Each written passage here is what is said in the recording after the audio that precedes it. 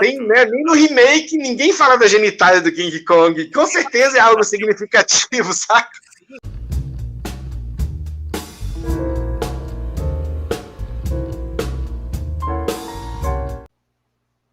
Olá, meus caros e minhas caras, sejam muito bem-vindos e bem-vindas a mais um vídeo do Uma Teia de Ideias, este canal, conduzido por mim, seu anfitrião, Doni Correia, mestre e doutor em Estética e História da Arte pela Universidade de São Paulo e membro da Associação Brasileira dos Críticos de Cinema, a Abracine, e da Associação Brasileira dos Críticos de Arte, a ABCA. Provavelmente vocês vão assistir a esse vídeo na minha playlist Naftacine, que, como eu sempre digo, é um quadro que eu criei justamente para trazer aqui algum resgate de obras que são seminais para o entendimento da história do cinema, não só brasileiro, mas também mundial. Antes de mais nada, eu já tenho que pedir para você que ainda não está inscrito ou inscrita no canal, já vai fazendo a sua inscrição aqui embaixo, badale a sineta, e também deixe o seu joinha e muitos comentários aí embaixo, assim a gente vai educando o algoritmo aí para que a gente amplie essa teia de ideias. E o convidado de hoje, na verdade, é muito especial porque me traz assim recordações da juventude, do início dos anos 2000, quando nós nos conhecemos pessoalmente aqui em São Paulo. Ele vinha para mostrar o seu filme que estava ali recém-terminado no que hoje é conhecido como Cine Fantasy, né? O Festival de Cinema Fantástico. Mas naquela época, salvo engano, se chamava Festival Internacional de Cinema Fantástico. Foi nessa ocasião que ele me presenteou com esta raridade aqui, que eu desarquivei aqui da minha filmoteca para poder bater esse papo. Morram de inveja vocês, tá? Um DVD duplo aqui, lotado de extras. Ele está aqui nos bastidores. É um grande prazer receber neste canal Uma Teia de Ideias o meu querido Thiago Belotti, direto do canal Meus 2 Centavos. Thiago, muito obrigado por estar aqui conosco. Boa tarde, Doni. Obrigado pelo convite. Pô, que loucura ver esse DVD, né, cara? Eu ainda tenho alguns guardados aqui no... Eu lembro que eu mandei fazer 1000 cópias. Eu nunca vendi todos. Até hoje tem no meu armário. Isso aí tem de colecionador, imagino eu. Hoje em dia só 1000 em toda a história. Se bem que um dia eu vi esse DVD, né, pirateado na Feira dos Importados e fiquei super orgulhoso. Não, mas tem que ser mesmo. Nossa, uma satisfação enorme. Eu não lembrava que aqui atrás do DVD, né? Você vê que eu tenho até o plástico original aqui do DVD, né? Tamanho cuidado que eu tenho com essas pérolas que eu incorporo aqui no meu acervo. Mas tem uma frase aqui que eu não lembrava, que você destacou atrás aqui, né? Que diz o seguinte, ó: eu não faço esse filme nem no metrô, coordenador do Festival de Brasília, né? Se ferrou, né? Porque poderia ter aí dado espaço no Festival de Brasília para um dos filmes assim que eu particularmente considero mais importantes do cinema independente brasileiro do começo dos 2000, né? Tudo bem. Se colocar um funil dá para... Não, mas não sei se ele seria bem aceito no festival, não, mas quem conseguiu essa citação foi o Rodrigo, o produtor do filme, o Rodrigo Luiz Martins. Sem ele não teria filme, aliás. E aí o festival estava chegando, a gente falou, vamos tentar e tal, e ele conhece muito mais dos bastidores, tem muito mais contatos do que eu, da parte burocrática, e falou que ele meio que falou isso. Não, aqui, rapaz, que mané, capital dos mortos, sabe? Não posso essa porra nem no metrô de graça, alguma coisa assim. Aí eu falei, uau! Aí claro que eu coloquei no DVD, mas eu não coloquei o nome, deixa quieto. Sem querer, mas acho que ajuda, dá um charmezinho extra pro DVD. Você tem que aceitar a ruindade do seu filme quando ele é feito. E eu não gosto também da desculpa de falar, mas ele é barato e tananã, e por isso. Não, ele é ruim também por inexperiência total minha. Tem alguns planos que eu assisto hoje que eu falei, meu Deus, se eu tivesse virado a câmera 180 graus, eu resolvia. Porque os carros estão passando no fundo, é para ser um apocalipse, e os carros passando no fundo a 40 por hora. Tipo, qual é o seu problema, velho? Muda o eixo. Mas, esse cara, tipo de coisa. Roma não começou num dia também, né? Pois é. Não, o cineasta ele tem que fazer para poder aprender, né? E a razão pela qual eu te convidei para a gente bater esse papo aqui nostálgico, né, digamos assim, é porque daqui a pouco está fazendo 15 anos que o filme foi mostrado aqui no festival, mas já tem 15 anos que você o realizou, né, e você tem então uma carreira aí como cineasta e uma carreira como crítico, né, é muito importante enfim, uma grande referência no YouTube hoje em dia, seu canal de crítica. Mas eu queria justamente voltar contigo na época da realização do Capital dos Mortos, porque aqui nos extras, né, no disco 2, além da gente ter making off, cenas deletadas, estreia, né, quer dizer, vídeos da estreia, erros de gravação, tem curtas também. Então, quer dizer, Capital dos Mortos não começou de uma geração espontânea, né, quer dizer, já tinha. Como é que você começou no cinema, Thiago? Desse jeito, totalmente delirante, achando que eu sabia fazer, era só pegar uma câmera e pensar numa história e fazer. Sempre foi assim. Eu estava te falando fora do ar, né, que a Capital dos Mortos foi meio que um desses microsurtos bipolares que eu tenho, de vez em quando, de achar, não, eu vou fazer tal coisa, vai dar certo, e é só me empenhar que eu consigo, e vai ser incrível, e aí eu decidi fazer, não tinha nem câmera, cara. Só que o que eu fiz? Foi meio estranho, porque eu encarei o filme como se ele já existisse. Então, eu criei a página no Orkut, falei, não, tô produzindo um filme. Então a galera ia entrando, eu posso fazer a trilha? Em que fase da produção você tá aí? Eu viajava, sabe? Eu falava que tinha, e não tinha nada, não tinha câmera, não tinha nada. E foi nessa que eu consegui pescar o Rodrigo também, que era um produtor, o Rodrigo Luiz Martins, que é muito envolvido com o cinema independente de Brasília. E aí ele falou, você está fazendo um longa de zumbi, que legal. Aí eu falei, você quer produzir? Depois de só muito depois que ele foi ver que não tinha filme. Caraca, daí foi a grande surpresa. Não tinha filme. A primeira cena que a gente gravou era a primeira cena do filme. O roteiro foi escrito ao redor dele. Das duas moças ali visitando, né, os pontos turísticos. É aquela coisa, um amigo meu emprestou uma câmera, era uma mini DV, que tinha aquelas fitinhas, então o processo de edição era um inferno, só de passar da fita era arcaico, cara, comparado com como é hoje. Eu tenho uma câmera, assim, é engraçado, porque a gente pegou essa transição, né, cara, que não era nem analógico, mas também não era o digital que a gente tem hoje. Já tinha, mas em 2006 era caro. Você tem né, hoje em dia qualquer fotográfica mediana para cima faz um filme certamente muito bonito. 2006 não, e a minha câmera era emprestada. Depois eu fui comprar uma. E que também era uma mini DV, não era também uau.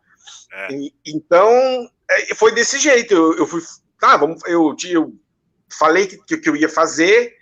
E ao contrário de todos os outros projetos da minha vida, desde eu fazer aula de taekwondo até voltando... Esse aqui eu fui, porque eu gosto de cinema, né? E aí eu fui até o fim. Mas antes da Capital eu fazia curtas, desse jeito, assim. Tive uma ideia bobinha, pegava uma câmera e fazia. Depois fiz faculdade de cinema, né? Mas sempre estudei em casa. Mas cinema dá para estudar em casa, né? Dá pra ver isso no personagem Lucas do filme, que a casa dele inteira é cheia de posters, né, de filme. Hoje eu acho o Lucas um personagem óbvio demais, né? Sou eu querendo me refletir de uma maneira pouquíssimo orgânica, isso me dá um pouquinho de antipatia. Eu acho ele ótimo, porque ele tem uns dilemas. O que você prefere, Chico Bento ou Cascão? Isso é um pouco... E eu fiz um curta-metragem que é uma extensão disso aí, que chama Luiz, que é um cara que fica fazendo perguntas, tipo, velho, se o King Kong invadisse, tipo, as bolas dele devem ser traumatizantes. Ele fala umas merdas assim, É o tipo e nenhum filme fala desse aspecto. Exato. Nem no remake ninguém fala da genitália do King Kong. Com certeza é algo significativo, saca? Dado o tamanho. Entendeu? O Peter Jackson ignorou, assim, total. Deve ficar encolhida lá dentro. Eu lembro que isso me incomoda. Não sei porquê, cara, mas me incomoda. E aí eu falei, tá bom. E aí, tá vendo? Eu já, o fruto que eu falei que eu ando perdendo a memória, já perdi o que eu tava falando. Você estava falando da que câmera? você tinha lá, você conseguiu depois a câmera, mas você, naquele momento, estava fazendo com dever, era difícil, porque tinha que gravar. Não, então, foi assim, a gente foi aprender, assim, como maquiar zumbi, né? O que o Google tinha na época. Quem me deu uma força foi o Rodrigo Aragão, que estava produzindo o Mangue Negro, que é muito superior, e depois ele... Tá na minha filmoteca também. Sim, o Rodrigo Aragão tem uma filmografia sensacional, e eu vivia pedindo dica de maquiagem e de efeito sonoro, ele que me falou para usar, acho que era repolho, para um barulho de osso quebrando, enfim, ele me dava dicas. Mas era aquela coisa, a gente fazia os zumbis com látex, só que quando não tinha dinheiro para látex, usava cola branca, e aí jogava pó de grafite, e a cena ia sendo construída enquanto eu estava maquiando os zumbis. Era uma loucura, não era um jeito mais saudável de fazer cinema, mas ao mesmo tempo era um barato, né? Porque a gente ia aprendendo e fazendo. É tanto que a Capital dos Mortos 2 eu acho que é bem mais bonito em termos estéticos, mas o filme é bem menos divertido. O primeiro é muito mais divertido. Não, com certeza. E o 2, ele assim, ele é bonitinho, olha a lua, olha aí. E eu gosto nesse aspecto. Quem salvou o filme nisso foi o Thiago Esmeraldo, que fez a pós toda, e ele deu um tratamento bem legal ao filme. No YouTube ele tá um pouco escuro, mas, assim, ele não tem a diversão do primeiro, ele é todo pessimista, ele é todo deprimente, sabe? O terceiro ele seria um pouco mais engraçado. Oi? Ele é mais existencialista, talvez. No 1 eu quis fazer um pouquinho daquela coisa do pânico, sabe? Da metalinguagem dos personagens do filme slashers serem fãs de slashers. Sim, então eu queria que o Lucas, sendo fã de filme de zumbi, por isso que tem aquele diálogozinho no começo. Mas como o roteiro era todo instável, e eu como diretor mais ainda, era uma coisa que tá num diálogo e eu nunca mais revisito no personagem. Depois eu quero mostrar o dilema de um cara que lida com doença mental no apocalipse, que, aliás, é o tema da Capital dos Mortos 3, que é ele procurando o remédio na farmácia. Só que também é uma coisa que eu abordo em uma cena, então não tem uma coesão. Eu tenho um monte de coisinhas que eu queria falar, e aí acabei jogando num clichêzão do zumbi. Mas isso é porque a história ela era uma bagunça. Mas ainda assim, cara, quando eu vejo o filme hoje, eu acho, principalmente a primeira metade, eu acho divertido. Agora... De novo, tá falando da câmera. Então o processo foi assim: eu criei a comunidade no Orkut, as pessoas foram entrando achando que o filme estava muito mais adiantado do que ele realmente estava. Só que aí depois que a gente gravou a primeira cena na frente do Congresso, e foi um monte de vídeo, aí o filme existia. Na testa, né? Aliás, aquele efeito do buraco na testa, todo mundo que é fã de zumbi sabe que aquilo não faz sentido. E é exatamente por isso que eu fiz, porque eu queria testar o efeito. Exato. Porque o zumbi com um buraco ele jamais estaria andando, é a única coisa que derruba um zumbi. No make-off tem lá o ator com uma... Tem, é o Eduardo, cara, um amigo de infância meu, Então, assim, foi uma festa, e depois daquele dia o filme existia, não tinha mais como, né? Agora sim, agora temos um filme. E esse tempo todinho foi nessa. 2006. O comecinho do comecinho foi 2006, Eu fiquei mais de 2 anos, cara, nesse filme. Beleza. Aí começou aí em 2006 a partir da comunidade, e aí... assim, zumbi a gente sempre tinha, né? Agora, é difícil demais, cara. Dá trabalho demais, e perdi a continuidade do visual dos personagens, e...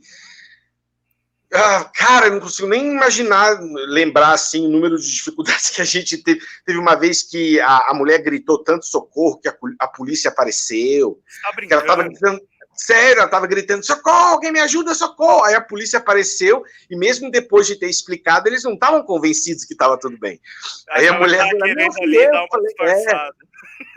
E, assim, teve uma vez que, cara, eu me sinto muito mal por isso, que um zumbi se acidentou no cemitério, que ele pisou num negócio que quebrou. E aí por aí vai. Então, né? Oi? Guerrilha, mas e aí é nessas horas que dá pra passar um pano para alguns defeitos do filme, mas não todos, porque tem umas coisas que são toscas demais. As que mais me incomodam são os planos básicos, onde tem uma quando eles saem de casa, assim, que tem o zumbi chegando, que era só ter filmado a casa. E aí eu filmei a rua. E aí eu pensava assim, não, dá para tirar os carros na pós. Dá porra nenhuma. A velha desculpa, né? Na edição depois resolve, né? tira na pós, na edição, faz um letterbox mais alto e se vira, velho, entendeu? Eu tinha essa mentalidade. E quem me ajudou muito nisso... É um pouco fruto da própria limitação técnica que a gente tinha à disposição da produção independente na época. Você veja, em 2015, quando você faz o Capital 2, a gente ainda vai chegar lá no Capital 2, mas você tem ali algumas cenas, por exemplo, aquela da escada, quando a moça tá descendo, aquilo é um drone, não é? Você já usou um drone aquilo ali. Lá não foi... Então, eu nem dirigi aquela cena. Aquilo lá é coisa do Esmeraldo e do Rodrigo, cara. Eu não tenho... É justamente isso que eu falo nos meus delírios, porque eu pensava na Capital 1, não, eu arrumo na pós, mas não era nem eu que estava fazendo os efeitos visuais, era o Fábio e o Rafael. Então eu chegava, Fábio, tá aqui uma fitinha, eu preciso que você faça esses zumbis sumirem, tá? Tipo, velho... E aí ele tem uma partezinha... ele criou um efeito bem legal do carro se mexendo. Não sei se você lembra, tem uma cena deles dirigindo, e aí o André tem até uma piada que ele fala do zumbi Shazam e tal. E foi uma coisa também, na minha cabeça eu falei, né, eu vou filmar um carro parado num tripé, para a câmera não tremer, e aí depois ele faz os efeitos de movimento, entreguei para ele, e ele fez. Olha, então, assim, não tinha um planejamento. Ele não chegou para mim e falou, Thiago, faz o seguinte, filma desse ângulo com a luz assim. Não, eu ia totalmente... Ele se virou, ele fez na Então, unha. A Capital só funcionou porque entrou uma galera muito doida comigo, cara. O Fábio Rafael, o Rodrigo, o próprio Gustavo, que é o ator que faz o Lucas, também é diretor. Inclusive, eu fui protagonista de um filme dele, de um matador de lobisomem chamado Bastar, que eu gosto bastante. O Gustavo, ele é bem maluco. Então, só porque tinha uma galera doida, porque, velho, era assim. E aí, se você assiste aquela cena, cara, é meio trashzinho, mas parece, você compra que o carro tá andando, sabe? Não, mas o filme é divertido por isso, entendeu? Porque assim, a gente já parte de um pressuposto dos zumbis que já são temas, assim, a partir dos anos 60, o zumbi é um tema muito ligado ao cinema independente, ao cinema muitas vezes chamado trash, né? Ele já faz parte desse universo desde do George Romero, né? Enfim, eu me lembro que nos anos 30 o tema zumbi era tratado como, assim, aborígene, sei lá, o cara chegava... Não, era mais coisa de voodoo, voodoo, exatamente, Bela Lugosi, coisa haitiana. Dele, exato, e aí nos anos 60 isso é reconfigurado para o contexto da Guerra Fria, né, quer dizer, algo que... A Hammer já tinha mudado um pouco. Em 60, a Hammer lançou um filme de zumbi que ele já tem um pouco mais a cara dos zumbis que o Romero imortalizou, mas começou, né, assim, solidificou com ele em 68, né? Com A Noite dos Mortos-Vivos. Que é um filme que não envelhece, cara. É tanto que o melhor remake dele, que é o de 90, é bom porque é super fiel. Ele só é bom porque ele moderniza a maquiagem. Isso sim, dá para melhorar. Mas, assim, a estrutura daquele filme, eles presos numa casa, e cada vez mais zumbis chegando, e tem um babaca lá dentro que estraga o plano de todo mundo, que é o Cooper. Eu ainda digo que o Cooper é um dos grandes vilões do cinema, não só dos zumbis. Eu odeio aquele homem. E sempre tem, né? Tanto que virou um clichê. Qual é um dos clichês mais... Todo grupinho de sobreviventes de grupo de zumbi tem um babaca. Na Capital dos Mortos é o André, que é totalmente o Cooper. O Cooper lançou isso, aquele cuja filha foi mordida, ele não deixava ninguém entrar lá, e todas as decisões dele eram contraproducentes para o que eles queriam fazer. Não, só dava errado, né? Esse é o tipo, mas aqui é que tá. Antes do Cooper de 68, não existia Cooper de 68. Por isso que aquele personagem é tão legal. Sabe, o cara que vai foder a sobrevivência de todo mundo por ser babaca. Sim. E aí, o personagem é sensacional. E aí o fato do herói ser negro também, em 68.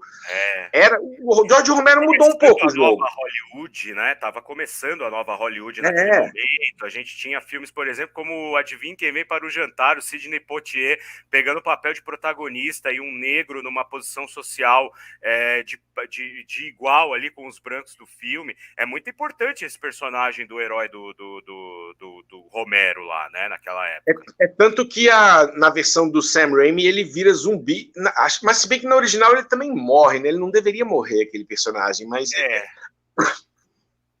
não sei se é melhor ele morrer ou virar zumbi. Agora eu tô pensando na menos trágica. Mas também é um baita, até hoje é marcado junto com a Bárbara como o grande, né, até na cultura popular dos zumbis, né, você pensa nele.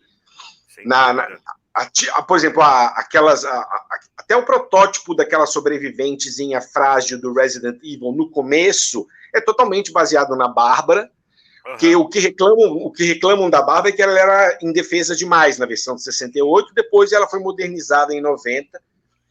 Então e aí eu fui apaixonado por essa parada toda desde pequeno, desde o Michael Jackson também, lá com Thriller, é uma coisa que me pegou, e eu sempre achei legal essa ideia de você perder sua alma e passar o resto da eternidade vagando, é um destino pior do que a morte, sabe? Quando você começou a fazer o filme, até pegando carona nisso que você falou, quando você começou a fazer Capital dos Mortos, então ali em 2006, a gente tava muito próximo de um filme que eu acho que meio que dá um reboot nesse tema do zumbi no cinema, que é o Extermínio, né, do Danny Boyle. Né? Extermínio foi 2002, né? 2002 para 2003, né? 2002 foi um pacote, veio o Extermínio e depois veio o remake do Zack Snyder. De Despertar dos Mortos, que foi super bem aceito. E também modernizou os zumbis em velocistas e tal. E sim, os zumbis estavam novamente... O The Walking Dead começou quando, cara? The Walking Dead, se eu não me engano, cara, se não foi 2009, deve ter sido ali um pouco depois, talvez 2010. Foi...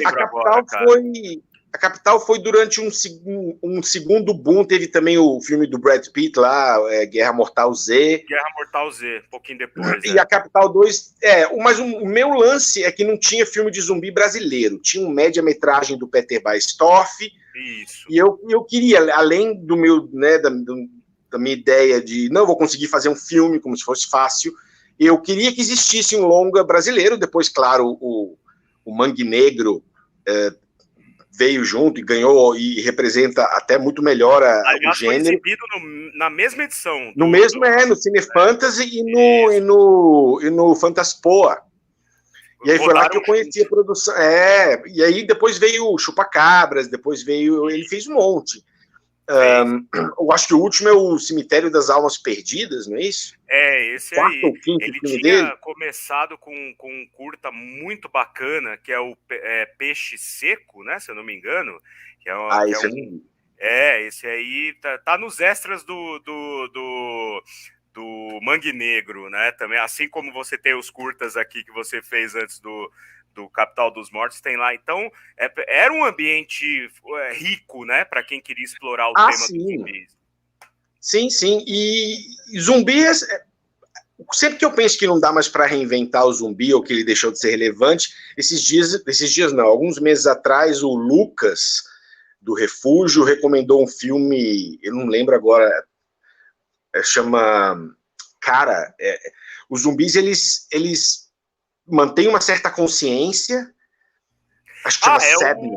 Não, tem um filme que trata disso, que é do acho que é Sadness, não é? Tem o... Como é que é o nome? É o nome do personagem, tá vendo? É aquela coisa que a gente tava falando do Covid. Eu não consigo lembrar, nada do filme. Eu sei que os zumbis, eles ficam com um sorriso e eles torturam. Não conheço esse. E eles ficam hipersexualizados. O que eu tava Cara, que filme escroto, velho! Oi? O filme que eu tava tentando lembrar é Colin. Colin eu vi. Colin é do ponto de vista do zumbi. Também foi uma coisa lá em 2008. Não sei se foi antes. 2008, 2009. Eu lembro. Mas esse aqui saiu agora. E assim, é muito escroto, cara. Me chocou, sabe? Porque os zumbis, eles viram estupradores, eles conseguiram manter a fórmula dos zumbis correndo atrás da pessoa, isso ser assustador e tananã, mas, cara, eu vou descobrir o nome, eu acho que é Sadness, tipo tristeza em inglês, mas não é um filme americano, não.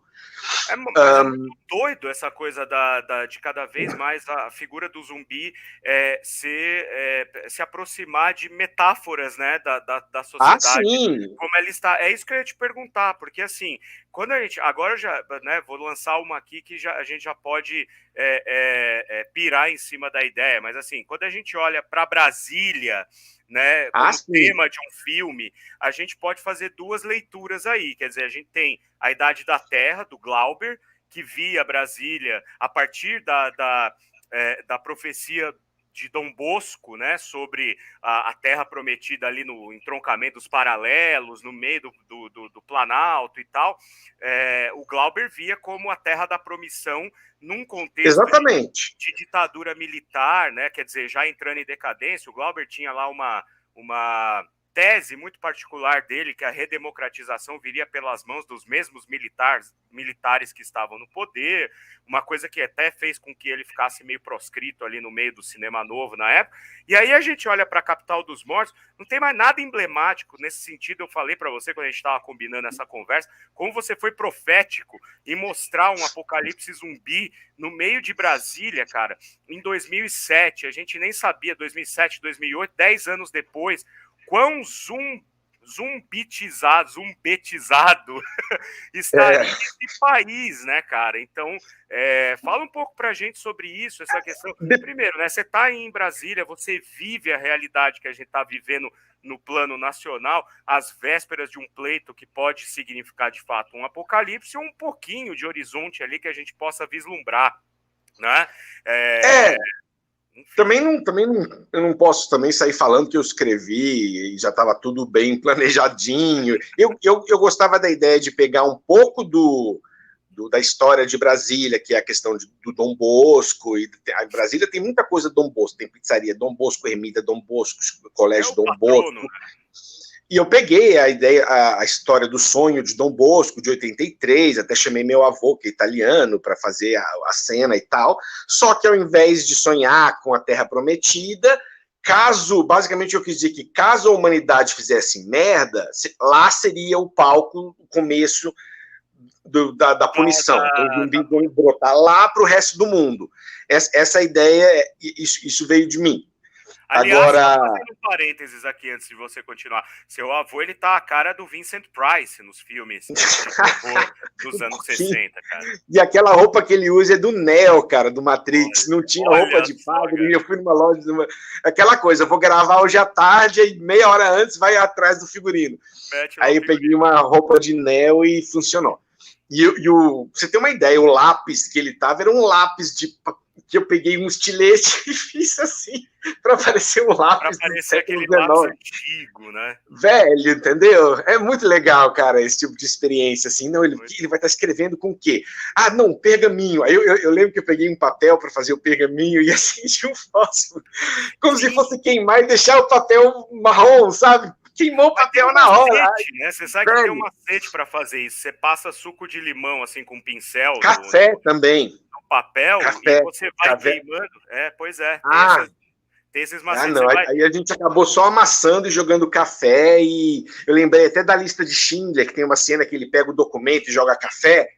Aí eu acho que eu fiz isso na hora. Mas você estava dizendo, daí depois você estava falando justamente dessas metáforas aí, né? Então,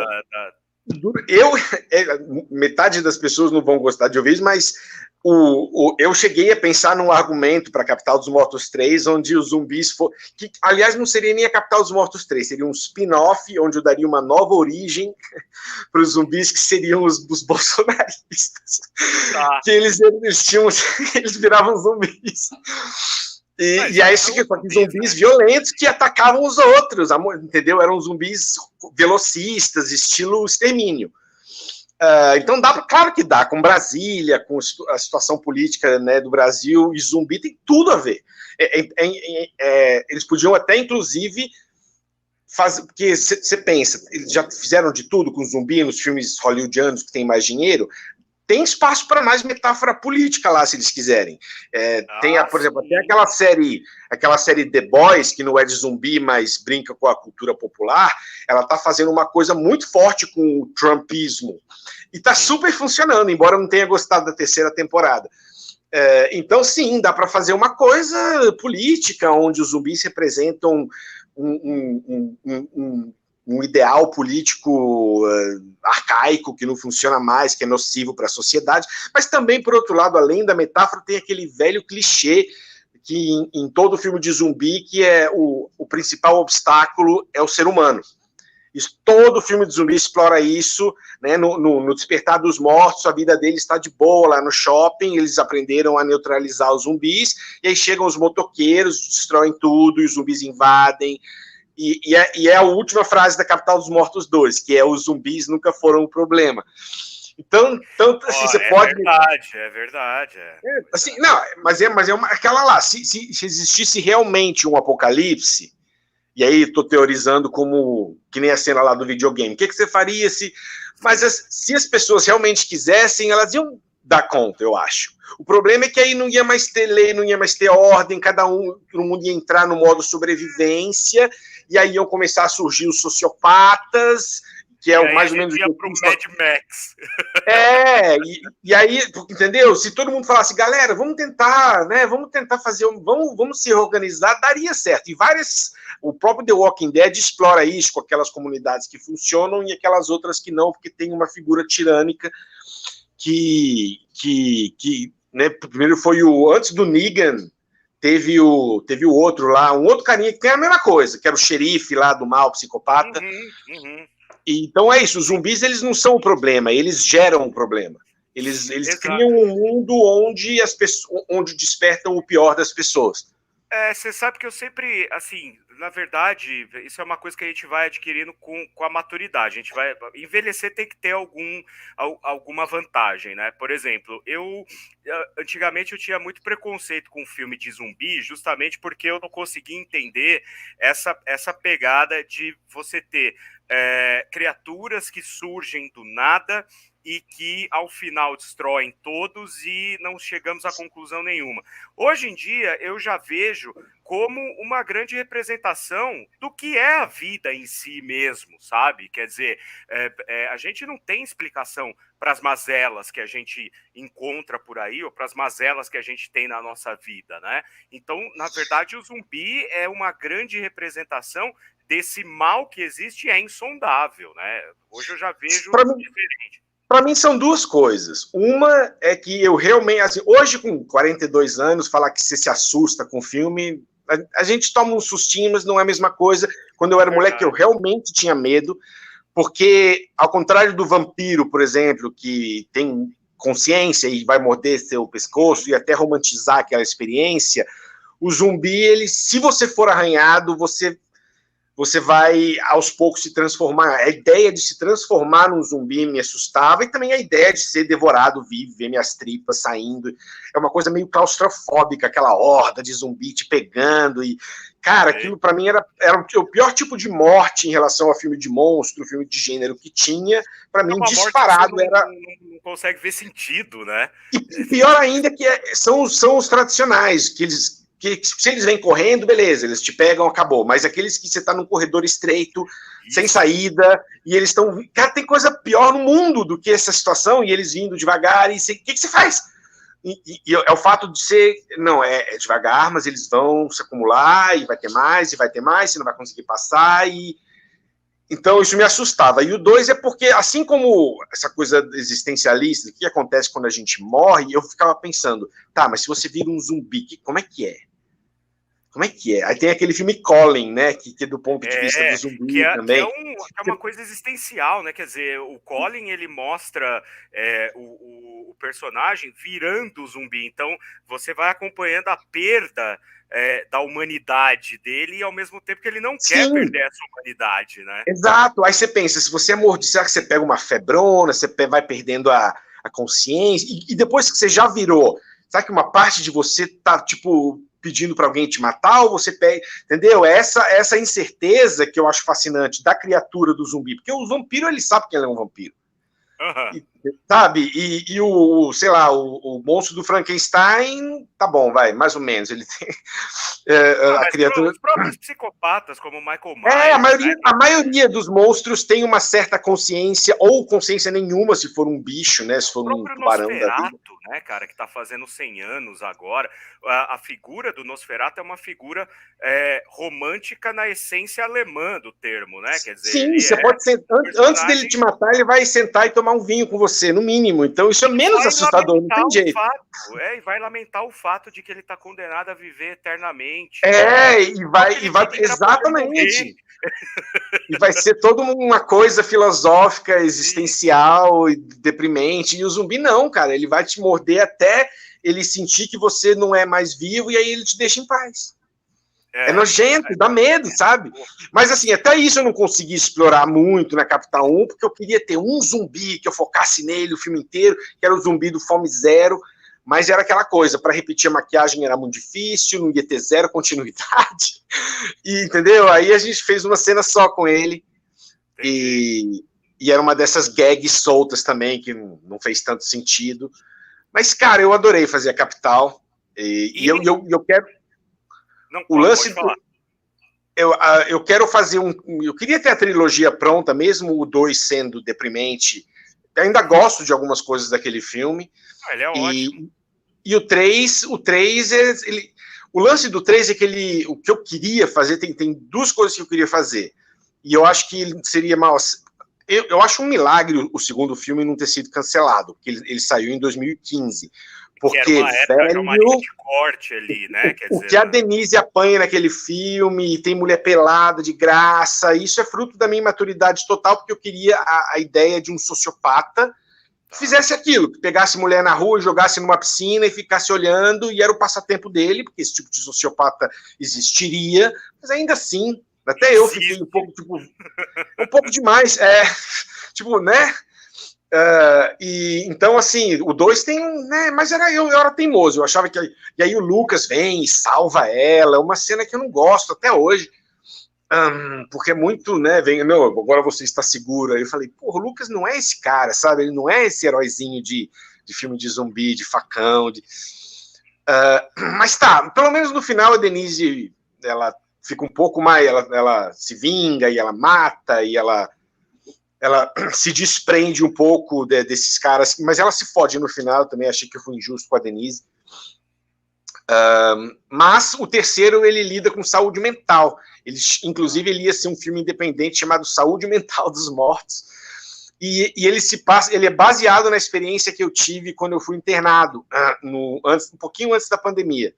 No ambiente seria num hospital psiquiátrico, e é um ambiente assustador, e aí lá fora tem um apocalipse zumbi, e eles estão de boa porque tinham comida para alguns meses e ninguém entra lá porque é mais fortificado que algumas prisões.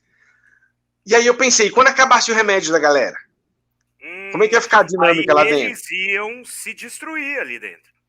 E assim, a trama, porque um filme tem que ter uma trama, né? E aí seria assim, uma vez um professor na faculdade, chamava Marcelo, me falou que na dúvida do que fazer no roteiro, cria uma história de A para B.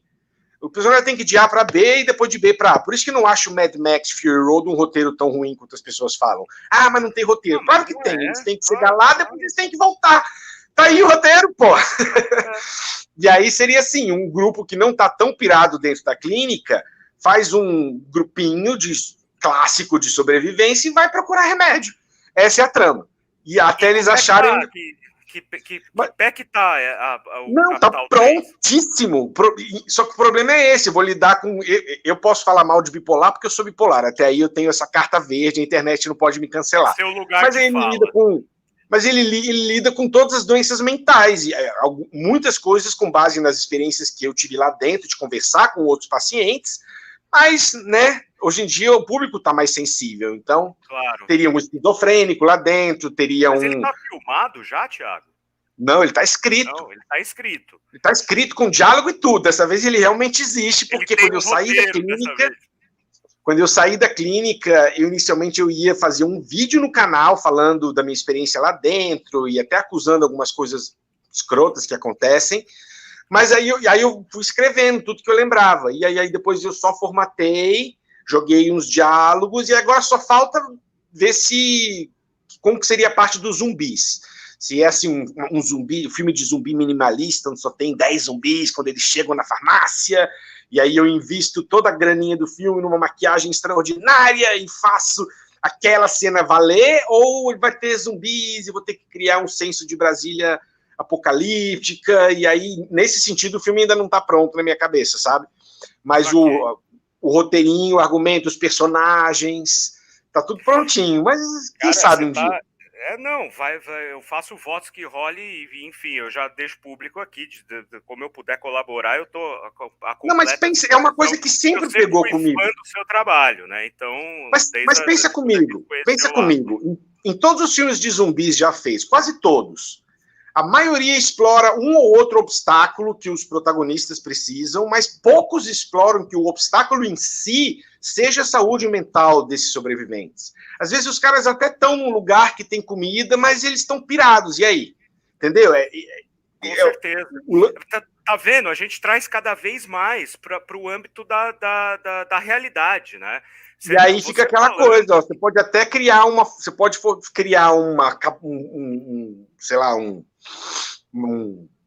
refúgio grandão, super funcional, mas e se quem estiver lá dentro estiver pirado? Nem o The Walking Dead teve tantas temporadas, eu não lembro de muitos personagens. Tava todo mundo deprimido porque era um universo horroroso, mas onde a saúde mental do personagem impedisse que ele vivesse naquele ambiente que já é hostil, que tem zumbis e tanana. Cara, o tempo que eu fiquei lá dentro, tinha umas pessoas que estavam mal lá dentro. E isso medicadas.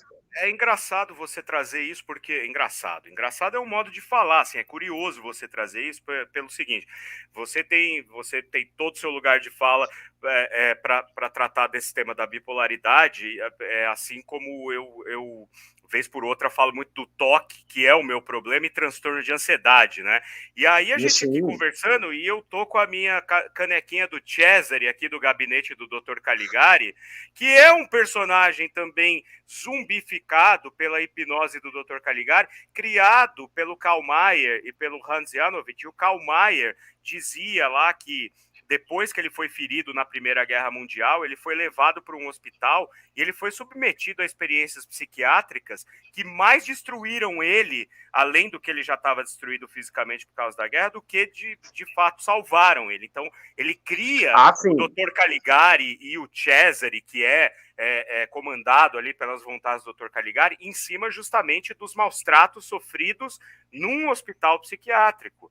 Né? Então, olha a relação mas por outro lado, quando eu penso em fazer a Capital dos Mortos 3 mais divertida, aí já não, esse argumento já não, aí teria que ser Saúde Mental dos Mortos mesmo, sabe? E ser outro filme. Porque como se fazer um filme assim divertido, assim, com aquele tipo de eu não sou o tio eu sou o tio dos meus amigos, sabe? Esse tipo de bobeira do primeiro filme. Então, eu ainda tenho problema com o tom. É tanto que na Capital 1, aquela abertura lá, com aquelas imagens, o tom não bate com o resto do filme, aquela abertura. Ele então, tem um início épico, né? Ele tem uma coisa épica. É o tom de uma coisa séria, né? Apocalíptica. Você usa imagens de momentos cruciais da humanidade em que a humanidade... Isso, aí bota o George Bush no meio. Não, mas tem a foto, aquela foto icônica do Vietnã. Você tem, se eu não me engano, uma foto... tá vendo? Mas, enfim, é um tom de quem tá querendo falar, preste atenção no que eu tenho a dizer. E o filme, né? O filme não é...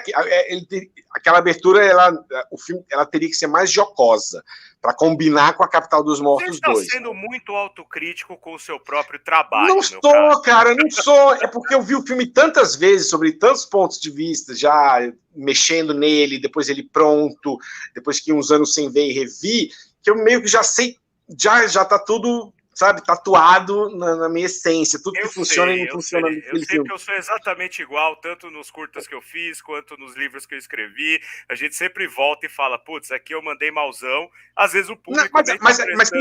Mas tem umas coisas que, por exemplo, a cena do Chris desenhando, eu odiava aquela cena durante muito tempo, hoje eu amo aquela cena, mas ela é porque eu meio que involuntariamente consegui construir uma coisa quase The Room com aquela cena.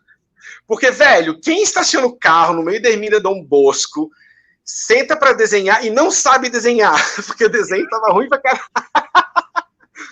Então, assim, o mínimo do mínimo, se você vai dizer para o público que alguém estacionou o carro e pegou um papel e começou a desenhar, essa pessoa tem que saber desenhar, porra, sabe? Então, quando eu olho para aquela pessoa, nossa senhora!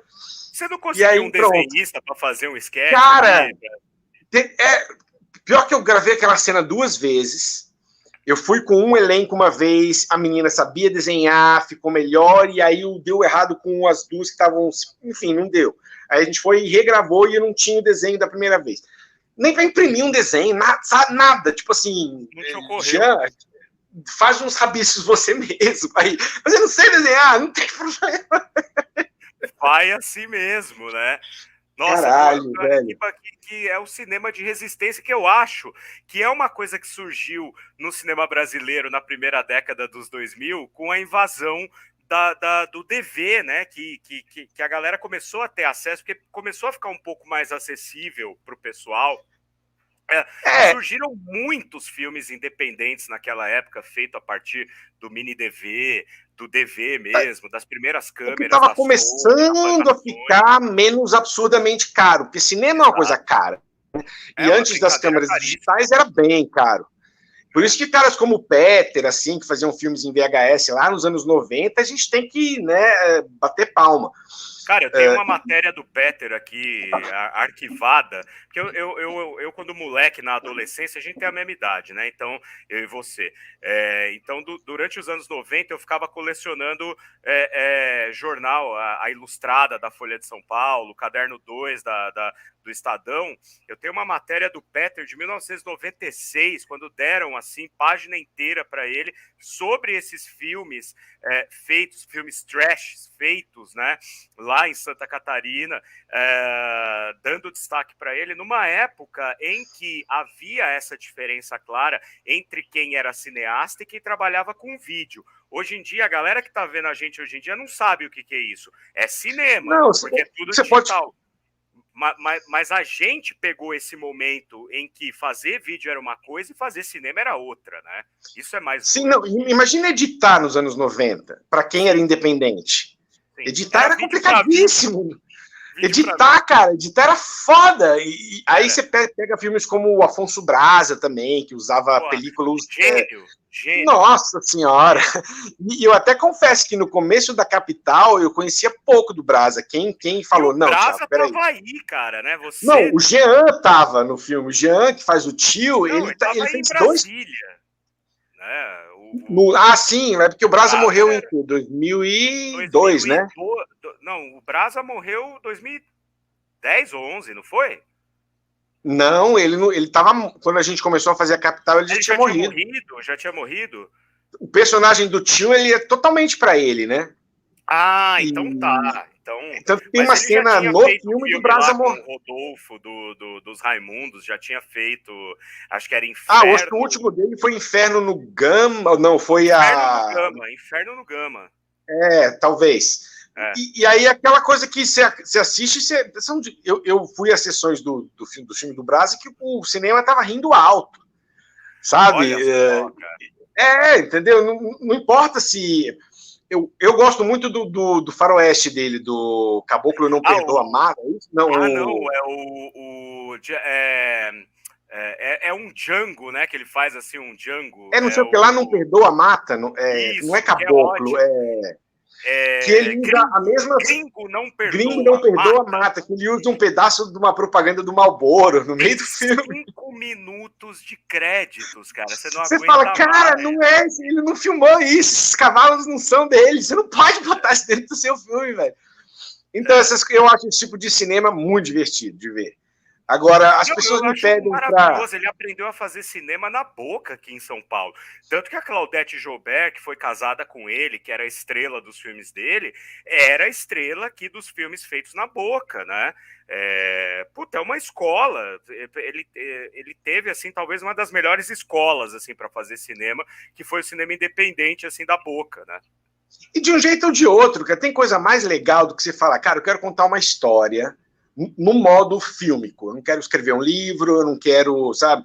E aí pega uma galera, filma, monta, edita, joga música e tal, e depois a parada tá pronta. É uma das coisas mais satisfatórias não dá para explicar, sabe? A não ser que, sim, se você não gostar de cinema, foda-se, não faz, mas é tão gostoso, e durante tanto tempo você não acredita que é possível. No primeiro ano fazendo a Capital, nem eu nem o Rodrigo, a gente acreditava que ia dar. Cara, a gente vai terminar esse filme.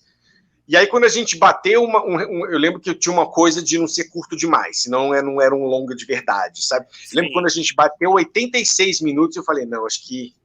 Agora eu não queria encher linguiça, eu queria que... Porque se eu enchesse linguiça, dava para ser um filme de 2 horas, porque eu filmei coisa pra cacete. 87 minutos aqui, eu tô... e aí eu falei, 87, tá bom, vai, é minutagem de longa, dá para viver com isso. Eu lembro que nesse dia, quando a gente exportou pela última vez, e naquela época, para exportar o filme, ele ficava 14 horas, 18 horas, e aí crachava no meio, aí você acordava no outro dia e não tinha rolado, sabe? Um negócio horroroso.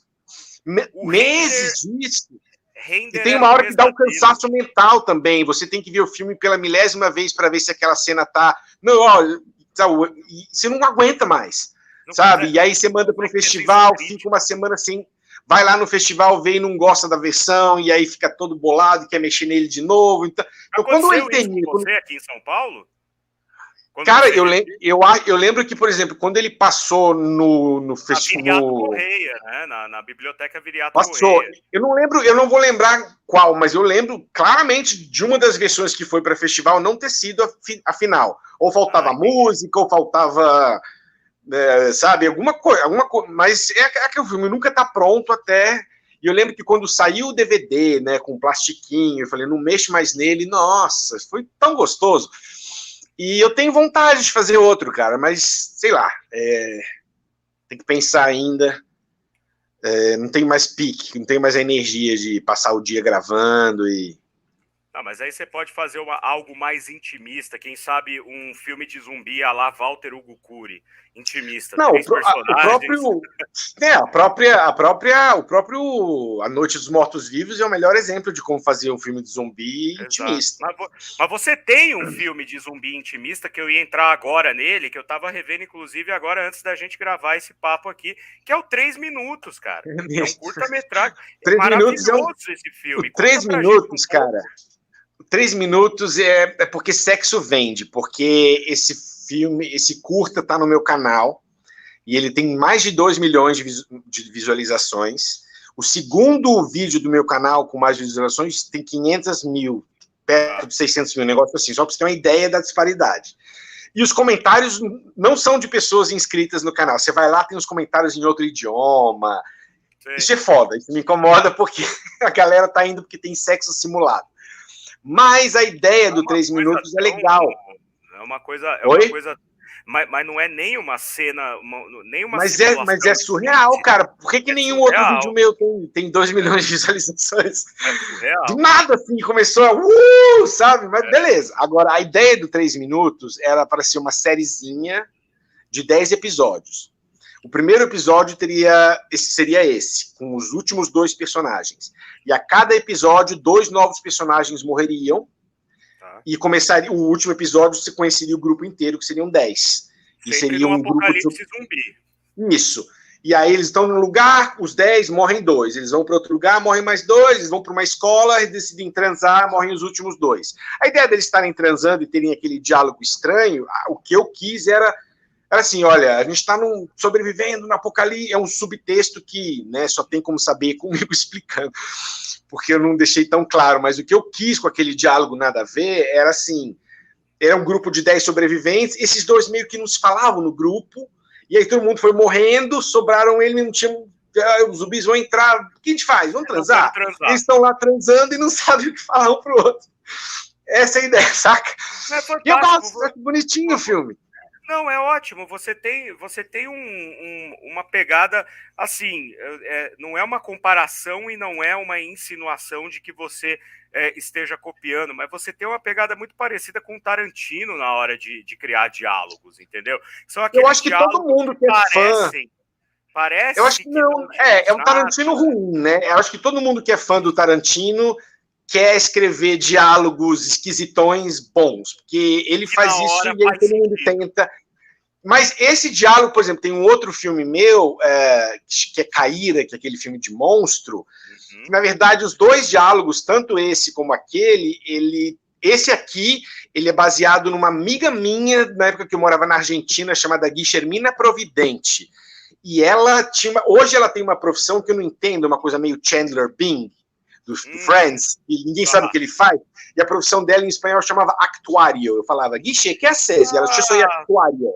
E eu, que porra que ela faz? E aí eu botei isso no filme. Essa coisa de tentar fazer um diálogo que é cool sem tentar ser, é claro que é a influência do Tarantino. Todo mundo quer fazer isso e ninguém consegue, né? Só ele mesmo. Mas, cara, mas assim, pô, eu adoro 3 minutos, cara. Eu também gosto muito, até porque ele estava no festival, que hoje é o Cine Fetas, mas ele estava no ano seguinte, em 2009. Quer dizer, você veio trazer a Capital dos Mortos em 2008, no ano seguinte você estava lá com o curta 3 minutos. É porque o outro foi, acho que, o concurso, né? Porque era festival de curtas. Não, estou confundindo. Não, assim, tinha a parte dos longas que eu acho que começou naquele ano de 2008, porque até então era só de curtas. Em 2008 foi a primeira edição que chegaram os longas também. E aí uma das estreias assim, era a Capital dos Mortos, aí tinha Mangue Negro, enfim, né? Acho que tinha Porto dos Mortos também. Eu acho que foi no ano seguinte, talvez. Que é um filme do Sul, não é? Isso, teve o Porto e depois, não sei, além do Aragão, não sei se alguém fez coisa de zumbi. Honestamente... É um segmento bem interessante, né? Porque se a gente olhar para a sua produção, para a produção do Rodrigo, é aquela coisa do amante do gênero de terror muito específico, que é o zumbi, mas você viu, aqui nesse papo que a gente teve, a gente conseguiu extrair uma série de elementos que dialogam com outras camadas, né, do cinema de horror e do cinema de uma forma geral, que muitas vezes é discriminado, porque o tema zumbi, embora depois a gente tenha The Walking Dead e tal, né, quer dizer, ficou uma coisa meio mainstream, ainda é um personagem meio à margem, você não acha? Hoje, eu acho que ele é super mainstream. Acho que até o Brad Pitt fez filme de zumbi, acho que eles já, depois que você gasta $200 milhões para fazer um filme de zumbi... Eu digo assim, ele pode ter sido assimilado pelo mainstream, mas você não acha que, na essência, ele é um personagem que está preso, não é preso, mas assim, próprio para a margem, porque ele justamente dá a oportunidade de fazer essa ligação com várias metáforas muito específicas. Não, sim, ele tem potencial. Eu ia até falar de outra, por exemplo, Resident Evil. O que ele faz com os zumbis? Ele usa como uma metáfora, vai como um veículo para criticar a Umbrella.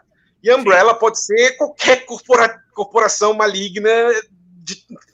Então, os zumbis, eles são um veículo que podem ser usado para crítica política, para crítica, como eu falei, para falar de doença mental, para falar de machismo, para falar para fazer comédia. Esses dias eu estava vendo a dupla do Key and Peele fez um curtinha, que os dois estão correndo no meio do apocalipse zumbi, e aí o primeiro zumbi passa por eles e não ataca. E aí eles correm mais um pouco, e o segundo zumbi, e aí daqui a pouco eles percebem que os zumbis são racistas. Cara, é sensacional. Sabe quem é o Jordan Peele? O diretor do... Ele tem um negócio de comédia com isso. E aí, entendeu? Então dá para usar também para fazer humor, para fazer parábola. É muito legal. E dá para fazer simplesmente aquela coisa do escapismo e o zumbi que vem, você atira e também trabalhar elementos. Isso tem muito naquele filme, o Invasão Zumbi, aquele sul-coreano, onde, beleza, os zumbis eles são uma ameaça constante. Ela não sobe nem desce. O que fode com aquele grupo é aquela coisa do vagão da frente, do vagão da elite, trancar a porta e não deixar a galera fodida do vagão de trás. Olha a metáfora aí. Tinha gente de todas as classes sociais em todos os vagões, mas no vagão da frente, onde estava que o vilão do filme é aquele tiozão babaca lá. que se tranca e não deixa a galera fodida, que passou um monte de dificuldade, que vem lutando lá do último. Mesma coisa daquele Snowpiercer, só que aquele lá não é de zumbi. Então, cara, o zumbi, ele, se bem trabalhado no roteiro, ele pode fazer tanta coisa. Então, sim, ele pode funcionar perfeitamente no mainstream. Eu acho que hoje já existe até um cansaço, porque já está saturado. The Walking Dead foi meio que a culminação da popularidade dos zumbis. E hoje meio que eu acho que o povo está querendo menos. Você não vê, mas teve uma época lá, acho que o quê? 2015, 16, que era toda hora uma coisa de zumbi, jogo de zumbi, zumbi. E como tudo, mas esse filme que eu falei dos zumbis predadores, psicopatas, hipersexualizados, mostra que ainda tem lugar, né, dentro do subgênero para fazer muita coisa legal. Então eu não sou de um bom zumbi, não, cara. Eu não saturo, não. É tanto que às vezes me dá vontade de fazer outro. Você estava falando do lance da ansiedade. Imagina uma pessoa no meio de uma crise de ansiedade tendo que, sei lá, abrir a porta de um carro porque os zumbis estão chegando e ela não... Sabe aquela agonia Hoje em dia é tudo um botão, mas lembra da época da chave, que você tinha que ter e os zumbis chegando. Você tem que acertar o buraco da chave e aí você não acerta. E ela tá paralisada de ansiedade. Isso é pouco explorado ainda. Tem muita gasolina ainda, cara, para fazer coisa legal. Agora, o bacana, assim, no seu canal você explora também o universo dos games, né? E o game também, quer dizer, eu já vi alguns, né, vídeos você comentando o game e tal. O game também se apropriou do tema de zumbi, né? Quer dizer, cara, de uma maneira quase fílmica, né? Velho, primeiro eu joguei aquele The Last of Us 2, que tem um elemento de survival horror, que tem criaturas que são basicamente zumbis, e é bem assustador, então eu já fiquei meio assim. Depois eu fui jogar o remake do Resident Evil 2, e, velho, eu tinha visto pouca coisa na internet de review, porque eu estava mais na área do cinema, e só depois que eu sou de fases, né? Depois da Covid, que eu fiquei meio ruim da memória, eu fui jogar. Falei, vou parar de ver filme um pouco, vou jogar. E esse jogo, velho, ele fez uma coisa: os zumbis, eles têm peso. Eles são... você tem... Às vezes você dá um tiro no meio da testa e o zumbi não morre, sabe? Ele continua vindo e às vezes ele cai no chão e levanta de novo, e você sempre tem pouca munição. Eu voltei a sentir medo de zumbi jogando o remake do Resident Evil 2, o 3 nem tanto, que o jogo é mais focado em ação. E eu, de novo, voltei a lembrar porque eu acho esse monstro tão legal. Eu lembro que eu ficava correndo pela estação de polícia, procurando tábuas de madeira para botar na parede, velho, para os zumbis não entrarem. E, eu dava mais valor para a tábua do que para aquela ervinha verde lá que te dá life. Isso mostra, entendeu? Isso é mó legal. Você tá andando lá no meio de uma estação à noite. E é um barato porque trazer isso para o universo dos games é dar a quem era espectador a oportunidade de vivenciar a história, né? Se coloca lá dentro e às vezes você tá lutando contra um inimigo maior ou mais rápido e de repente você vira a câmera, né, e tem um zumbi na... Cara, isso é pior que muito jump scare de filme, sabe? É imprevisível. Velho, e eu adorei, assim, voltei a os zumbis voltaram a ser, dá uma olhada nesse jogo, cara, PlayStation 4 ainda, é a geração passada. Vou conferir, cara, e é muito bacana você falar dessa experiência com game e tal, em tudo que você já fez, porque entre o Capital 1 e 2, você criou o canal, né, Meus Dois Centavos, que eu falei no começo aqui, que eu falei no começo que hoje é uma das grandes referências para crítica cinematográfica independente aí no YouTube, você que também já fez crítica cinematográfica para meios de comunicação e tem o seu canal. Como é que surgiu Meus Dois Centavos? Sim, o canal no YouTube já tinha, acho que eu tinha desde... Meus Dois Centavos? Assim, desculpe a minha ignorância. Velho, isso aí é uma coisa... o canal já tinha, eu usava para botar meus curtas, né?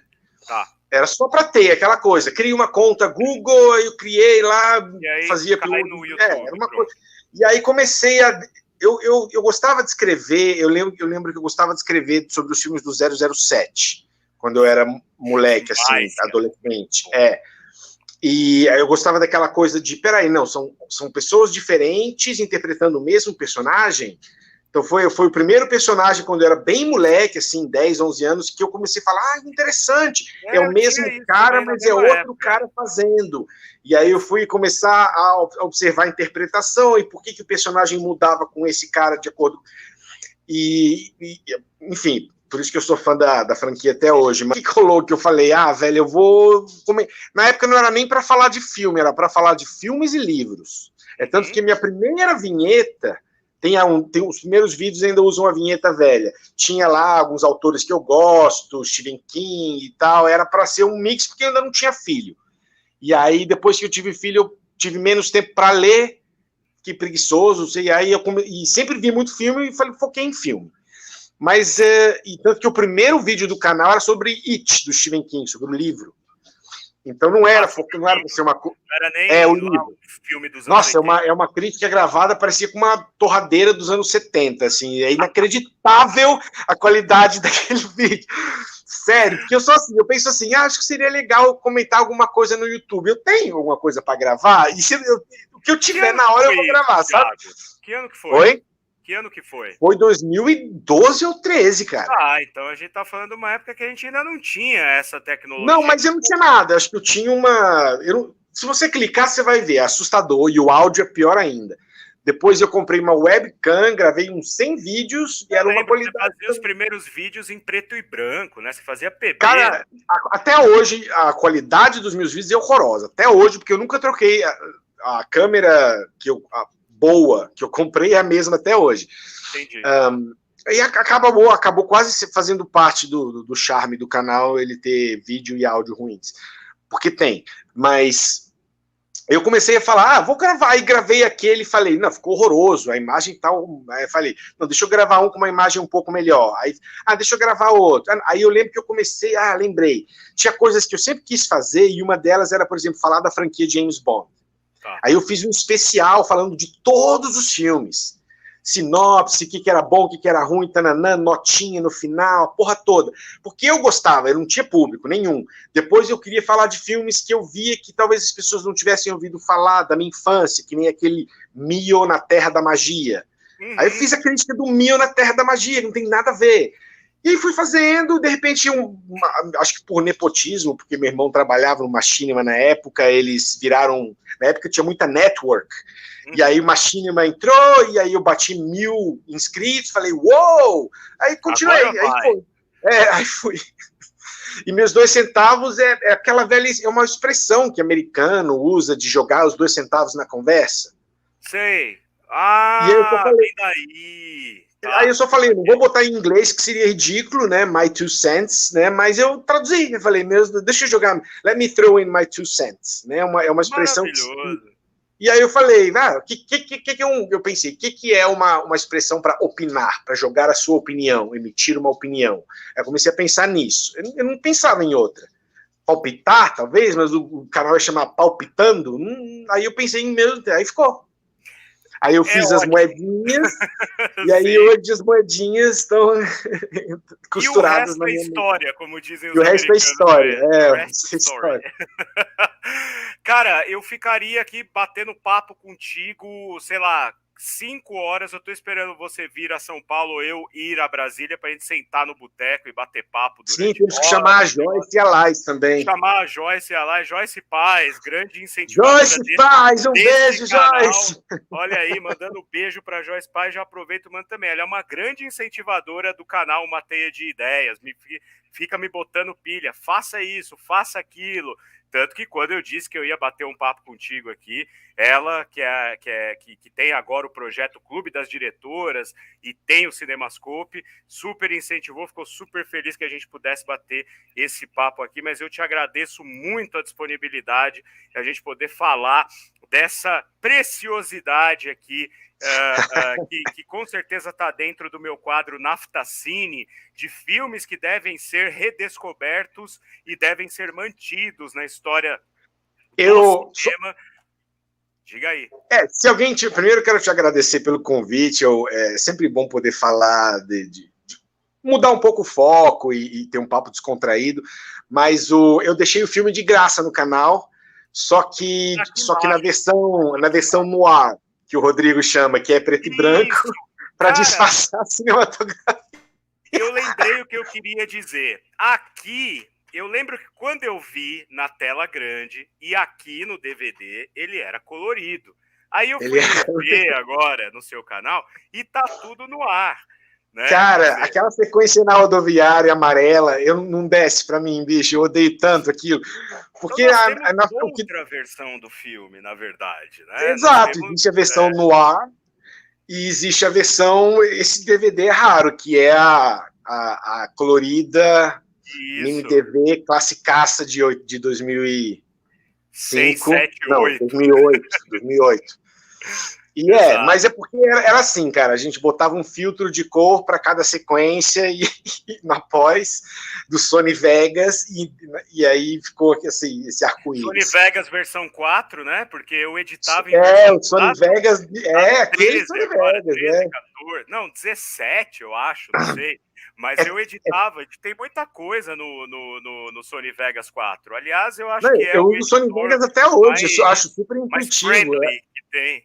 Ele é intuitivão, rapidinho você faz as coisas, isso. Exatamente. E o grande Thiago Belotti, cara. Fala aí, faça o seu jabá, então, pra gente se despedir aqui. Quando é que a gente vai poder ver aí? Quando é que você vai trazer notícias de que o Capital 3 está em filmagem? Quem quiser te seguir, onde que te acham? Eu tô no YouTube, eu não gravo há um tempinho que eu tô cuidando da cabeça, mas eu tô no YouTube, no canal Meus 2 Centavos, e já há algum tempo flertando com a ideia de voltar a fazer curtas, porque depois que veio a pandemia, eu pensei, pronto, né, o mundo vai acabar e tal, e aí comecei a ter umas ideias. Eu vi aquele curta do Bo Burnham, aquele especial do Bo Burnham na Netflix, que ele fez todo trancado no apartamento, piradaço da cabeça, achei genial. Eu falei, vamos escrever uma coisa de uma pessoa sozinha, né? E aí comecei a jogar umas ideias com o Esmeraldo. Então, e tô com o roteiro da Capital 3 prontinho, mas nada que eu possa dizer que eu vou fazer e que vai sair do papel. E logo mais vou voltar a gravar sobre videogame, sobre cinema. E no mais, eu queria te agradecer pelo convite, poder falar um pouquinho desse filme. E quem sabe a gente. Quem sabe, né? Sair terceiro, recuperar um pouco do bom humor do primeiro e manter um pouquinho do capricho técnico do segundo. Porque o canal ele cria uma pressão, né? Como assim? Você vai ser crítico de cinema e fazer filme ruim? Então, muita gente pede para eu fazer a crítica do meu próprio filme, e o que não faz o menor sentido. Não dá para fazer. Não dá para fazer. Como que você faz filme e crítica, não critica o próprio Não dá, filme. Porque imagina, eu vou escrever, a cinematografia é ruim, eu vou colocar vírgula, porque no dia da gravação, não. Deixa para os outros fazerem a crítica. Deixa para os outros, né? O Otávio Gá fez aquele vídeo divertidíssimo, falando do filme. Por sinal. Maravilhoso aquele vídeo. E quem quiser críticas mais odiosas do filme, é só ir no Letterboxd, que tem cada coisa que é uma delícia de ler. Então, mais uma vez, quero te agradecer. E é isso. Maravilha. Abraço a todo mundo que assistiu. Mais um beijo para a Joyce. Mais um tchau, beijo para a Joyce.